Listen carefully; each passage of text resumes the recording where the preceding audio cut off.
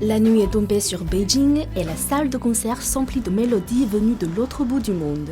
Devant la scène baignée de lumières éclatantes, les spectateurs brandissent leur téléphone, immortalisant l'instant dans une euphorie collective.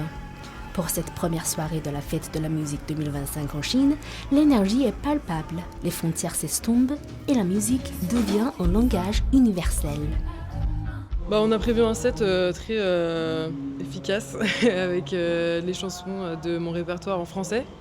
Donc ça c'est hyper important pour nous, c'est vraiment de venir avec la musique en français parce que pour faire découvrir au public chinois les sonorités de la langue française et peut-être leur donner envie d'en apprendre un peu plus sur la langue et sur la musicalité en français.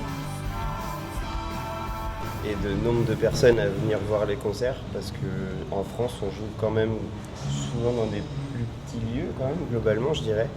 Et là d'arriver et de jouer directement devant 500 personnes c'est super.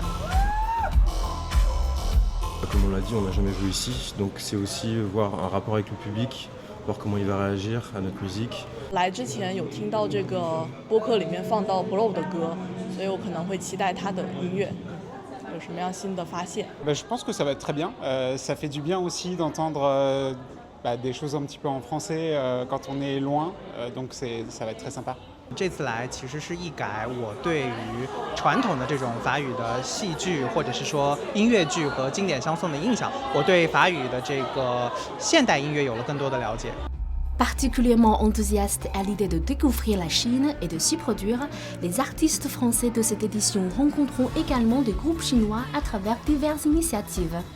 Et c'est notre première fois en Chine à tous les trois, on est très contents d'être là. Antoine, c'est la première fois qu'il vient en Chine. Moi, j'ai eu la chance de venir il y a 15 ans parce que je faisais du chinois au lycée. Non, c'est vrai, on a vraiment très hâte de découvrir la Chine, surtout on va avoir la chance de voir plusieurs villes, donc ça va être vraiment l'occasion de découvrir différents endroits de Chine. Il y a quelque chose qui s'est préparé, je crois qu'il y a un musicien d'ici, pas à Beijing mais dans une autre ville je crois, et on va faire une sorte de jam ensemble.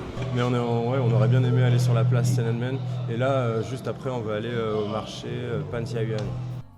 Depuis son lancement en Chine en 2007, la fête de la musique ne cesse de s'étendre. Cette année, il se déploie dans 11 villes jusqu'au 29 juin avec une programmation éclectique et vivante, un reflet de la richesse et de la diversité musicale française et chinoise.